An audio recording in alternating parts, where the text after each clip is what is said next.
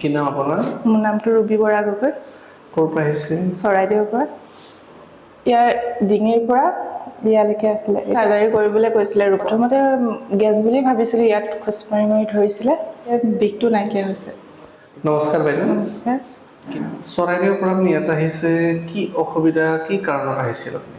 মোৰ 3 মাহমান হৈছে এইটো নেকৰ চাৰ্ভিকেল।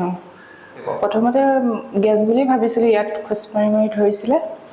তাৰপিছত এনেই গেছৰ টেবলেট খাইছিলোঁ। গেছৰ টেবলেট খোৱাৰ পিছত ভাল নাপালোঁ।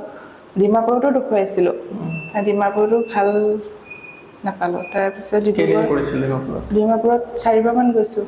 ঠিক আছে। তাৰপিছত আপুনি ইয়াৰ বিষয়ত কেনে গম পালে? মানুহজনে গম পায়।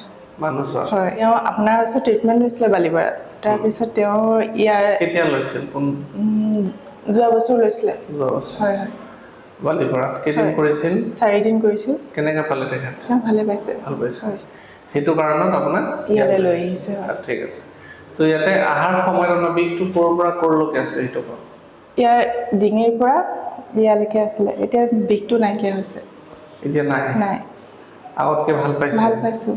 চিয়'ৰ? চিয়'ৰ। চাৰ্জাৰী কৰিবলৈ কৈছিলে ৰূপম হাজৰিকা ছাৰে। হয়, 2 মাহৰ দৰৱ দিছিলে খাবলৈ। দৰৱ খোৱাৰ পাছত যদি ভাল নহয়, তেওঁ চাৰ্জাৰী কৰিবলৈ কৈছিলে। চাৰ্জাৰীটো কৰি দিয়া হৈছিল আপোনাক ন? চাৰ্জাৰী কৰাটো কোনো ডাঙৰ কথা নহয়, কিন্তু কৰাৰ পিছত সেইখিনিহে ৰিক্সৰ। সেইখিনি ভাল নহ'লে। আৰু মোৰ বাচ্চা 2টা আছে। দুটা আছে? হয় হয়।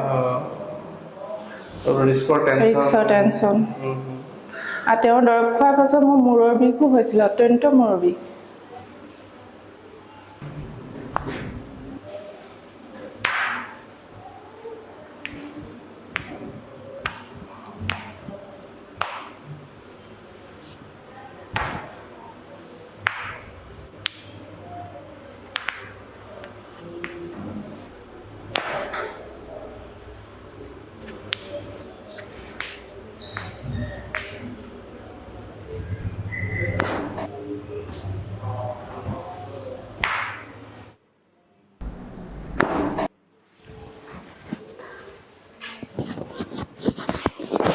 কেনেকুৱা লাগি আছে এতিয়া?